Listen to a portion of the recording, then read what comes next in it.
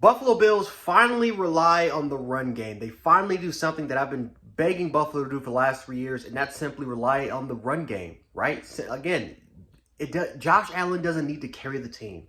He doesn't need to put He doesn't need to put the team on his back in almost every single situation.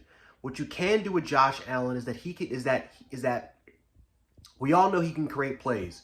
We all know he has an extremely extraordinary arm. He's a playmaker. He can run the football, right? He can do it all for your team.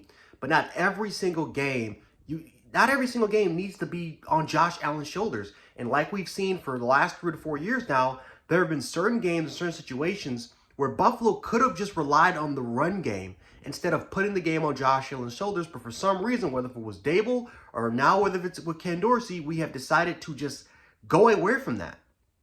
To say, screw the run game. We got to put the game on Josh Allen's shoulders. And there are just games that it's just unnecessary. We can be up by 2 to 3 touchdowns and we're still trying to throw the football and not really relying on the run game. There'll be games out there where it's neck and neck, it's tied up together. But a defense has figured out how to stop this passing attack, and our only adjustment is to try to keep attacking it, trying to keep attacking the problem instead of actually following it up with the solution, which is the run game. But in this particular moment, in this rare scenario, we relied on the run game. Josh Allen, let's be honest, he did not have a great game today. He didn't have the best game today. Another game where he didn't have a great game. But guess what? Ken Dorsey followed the game plan. We decided to run the football.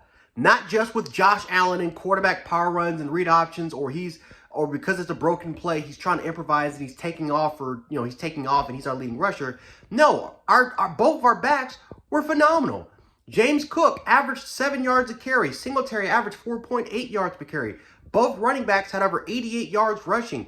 We actually ran the football in the red zone, right? Our primary play designs were running the football first. Now, again, we scored 31 points. For the most part, excuse me, our kicker pretty much had 6 field goals. And let me tell you something.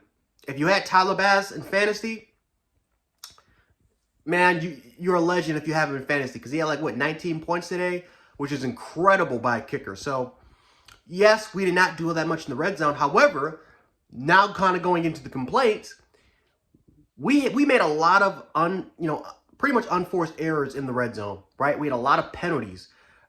Pretty much 3 key penalties that happened in the red zone, which could have been touchdowns.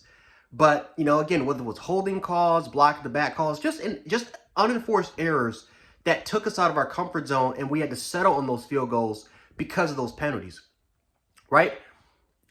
That's the one complaint that I really have. So a lot of people will take a look at that and say, well, in the red zone, we should not be running the football because we're not a good team run the football in the red zone.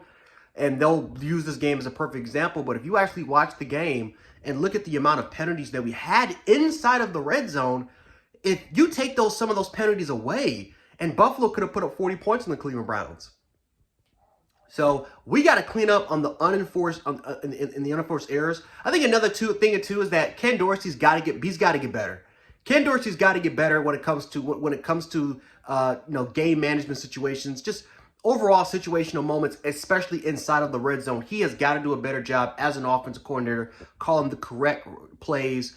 Of course, players have got to execute as well. That's why I'm not putting it all on Dorsey. But at the same time, as an offensive coordinator, you need to do a better job of putting these players in the right situations possible, especially because you are in the red zone. When you are inside the 25-yard line, the red zone should not be our enemy. The red zone shouldn't be our enemy. But for some reason, we're treating it like it is. The red zone's your best friend. You're getting points either way. But you got to score touchdowns in this league. You can't just keep settling for field goals. So we need to do a better job scoring in the red zone. But overall wise, despite us, despite the not being the prettiest game in the world, it was pretty much an ugly week for the most part. We didn't practice that much. Orchard Park got pummeled with around 5 to 6 feet of snow. It's not even really bad here where I live in near not downtown, but a little bit outside the suburbs. of Buffalo. It's not even that really. It's not even that bad. But yeah, Orchard Park got pummeled. So it's been a crappy week overall. But Buffalo, at the end of the day, they got the W, and that's all that matters. We go into next week right back into Detroit on a short week, Thanksgiving, and we have a chance to play against a pretty hot Lions team, right? They've won 3 games in a row. I was actually impressed of how they was able to stop the Giants.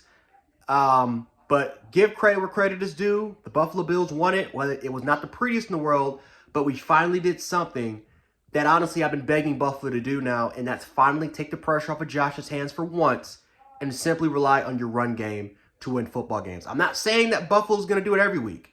I'm not saying Singletary and Cook are going to be doing this every single week. I'm not saying that. But there are certain situations, there are certain moments that you can simply just rely on your run game and not put all the pressure on Josh Allen.